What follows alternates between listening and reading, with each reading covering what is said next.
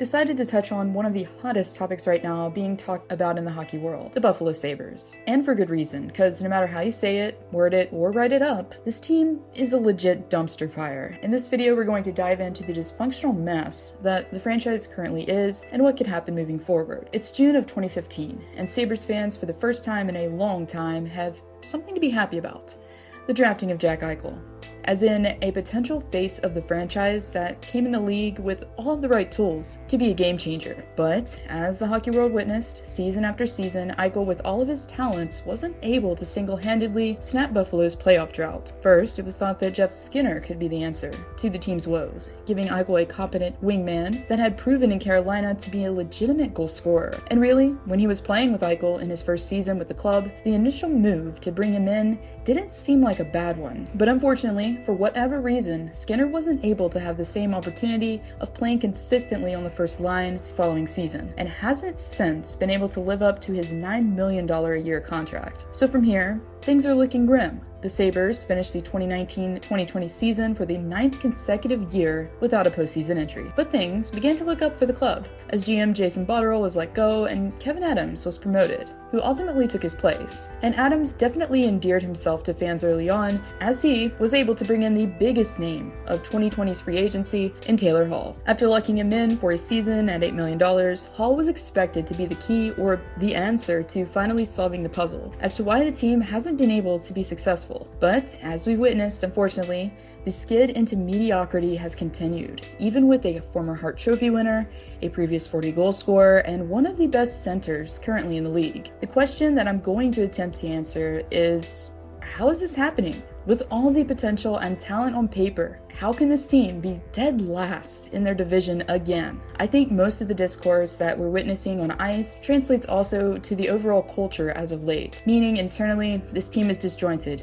broken, and grasping at straws to remain relevant. No, I'm no Sabres fan. I don't hate them, but I'm not a fan. But the overall consensus from what I've heard from multiple Buffalo fans that I've come into contact with is the issues aren't necessarily just with the players or even the coaching, but rather the ownership. As in, the Pegulas are now pretty much outdoing Gene Melnyk at this point for being the worst owners currently in the NHL. Why?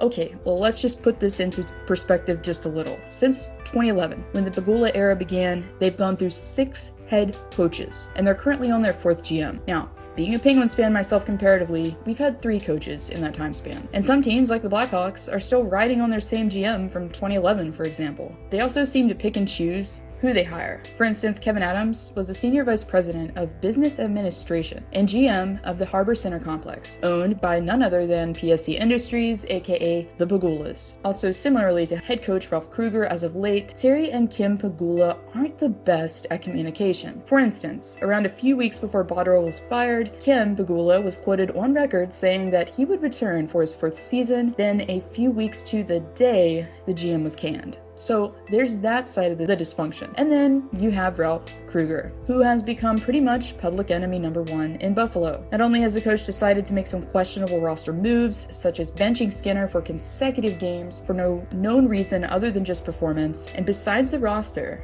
the head coach has recently been caught in a lie, as in giving misinformation about his captain. Following Jack Eichel being scratched from the lineup against New Jersey, people quickly began to think he was going to be traded, and Krueger, well, he decided to, set the record straight by saying that Eichel had sustained a lower body injury during warm-ups, and therefore it was a last-minute decision, while saying, quote, "It definitely caught us all by surprise. It was completely a new development. None of us had seen or heard of the situation," end quote. But on the flip side, it was Eichel who contradicted his coach's statements while saying that he was injured in the game before, during the New Jersey series, after colliding with Devils captain Nico Hischier. When confronted with the information, the bench boss was seemingly aggravated, while saying it turns out that there were multiple lower body injuries, whatever. But it wasn't only this issue that the fan base was upset about during the contest, but also the fact that instead of starting Jeff Skinner to rectify the situation, he went to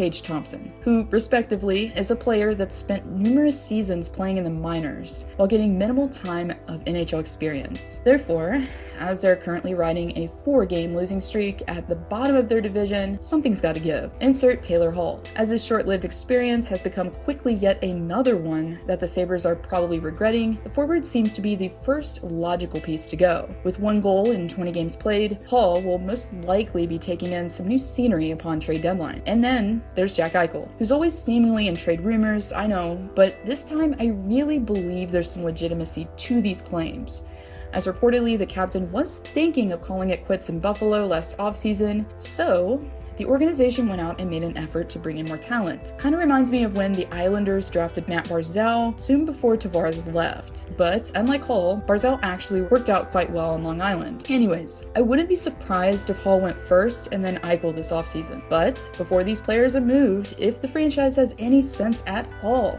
they'll fire off Krueger and bring in a new voice. Also, a president of hockey operations position is a legitimate thing, in case the Bagulas have never heard of the term. For the fanbase, the team, and everyone who's suffering because of this awful dumpster fire, I have my deepest sympathies, but I'm afraid it's going to get worse before it gets any better.